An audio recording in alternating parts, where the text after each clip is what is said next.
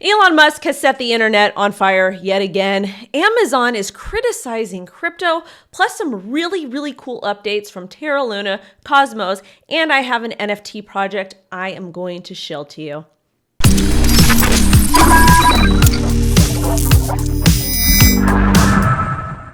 Welcome back to the O Show, everything crypto and NFT every day. Like, comment, subscribe, set alerts, follow me on Twitter and TikTok. First story, Amazon won't support crypto payments anytime soon, according to the CEO. I personally think this is a bunch of bull, and I think that Amazon will be utilizing Bitcoin and cryptocurrency as payments very soon. They are just waiting for the SEC and other government bodies, public servants, to let us know what the deal is legislation-wise. With that being said, follow the money and do not listen to some of the FUD that you see in mainstream media news. Taking a look at Bitcoin, we have had support at $39,000, and I'm waiting for that breakout above $42,000. I said it could potentially be a tough area as we have all of this resistance with these EMAs. Me personally, for me to be bullish, I want to see 42 flipped, consolidation in between 42 and 45.4 here.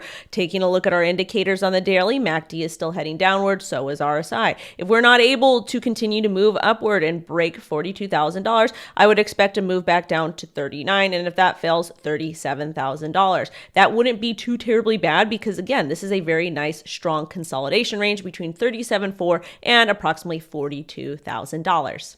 This next story is absolutely ridiculous and is why we cannot have nice things in crypto. Class action lawsuit accuses Uniswap Labs, its investors, of allowing fraudulent activity on the DEX protocol. Apparently, this person from North Carolina is alleging a lack of know your customer due diligence and failure to register as a broker-dealer with the Securities Exchange Commission, SEC, and allowed scammers to execute pump and dump schemes on the Uniswap protocol. Guess what? Unfortunately, there's bad actors in every single industry, and when you're utilizing a DEX, a decentralized exchange, there is no KYC. It is essentially kind of like an open protocol so people can do what they want. That is also known as a true decentralized economy. If you do not like this type of behavior, please trade on a centralized exchange where they enforce KYC. I am not condoning pump and dumps. I think they are wrong. I have never participated in one. I don't think other people should participate in them either. But at the same time, in a true decentralized economy, I can't tell you what to do and you can't tell me what to do. This is why we are going to have strict regulations in the United States regarding cryptocurrency and Bitcoin, because people literally cannot take responsibility for their private actions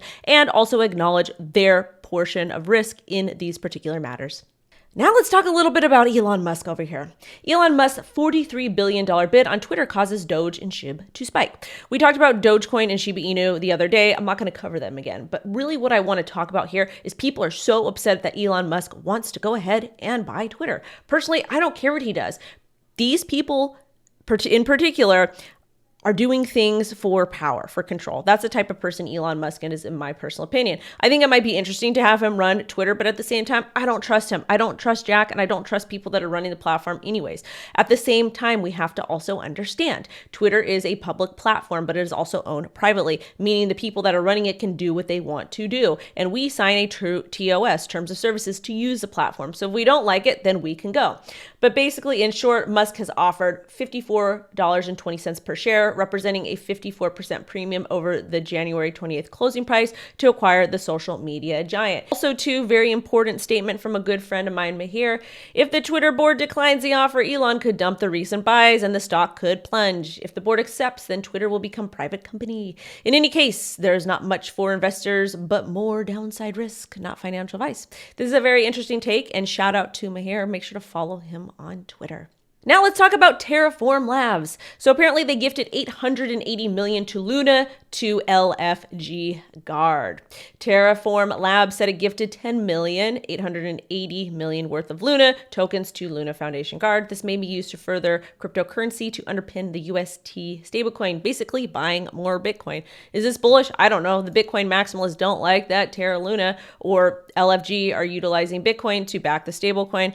Whatever. I personally, at this point in the space, I'm so over the Bitcoin maximalists. I'm so over the altcoiners. I just want to be in the NFT space. It is so much nicer there. Anyways, taking a look at the Terra Luna chart, we bounced perfectly on $80 support here.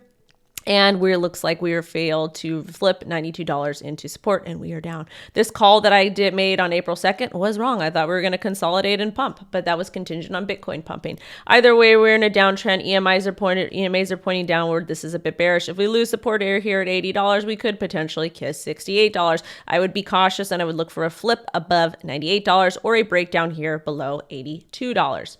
Next, we have Cosmos, which is another hot project. Both Luna and Cosmos are doing very interesting things. I am keeping an eye on them. That is not financial advice, and I hold both of them, very small amounts. Cosmos gains interchain account as upgrade kicks in. The upgrade known as Hub Theta adds several features, including the ability for blockchains to control accounts on other networks. This is kind of like interoperability, where two different networks are able to speak to each other. In short, the upgrade brings certain interchain accounts, a feature awaited by the Cosmos community. These allow blockchains to change data on another supported blockchain. Other features of the upgrade are updated versions of Cosmos SDK, a developer framework, and the inter-blockchain community protocol, which allows users to transfer crypto assets between supported blockchains. This is dope. I like this a lot, and I think Cosmos is doing some cool stuff. Taking a look at price, I expected consolidation between $27 and $25, so I have absolutely sucked when it comes to my calls this week. However, I'm willing to admit it. Now, we did catch support here at about $23.59.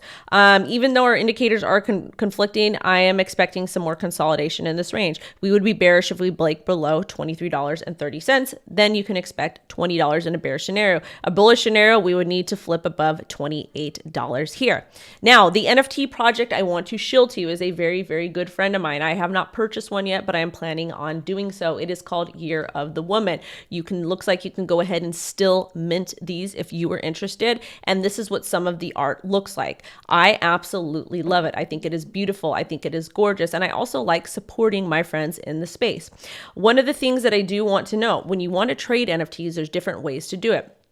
You can either buy an NFT to support an artist and not care about making profit, or you can also support an artist and want to make profit. And you would do so by minting multiple NFTs or buying multiple of them. And once number goes up, you go ahead and make a moonbag. You sell a bunch to cover your initial investment, make some profit, and then you hold on to one just because you support the artist. That's a tactic I like to do.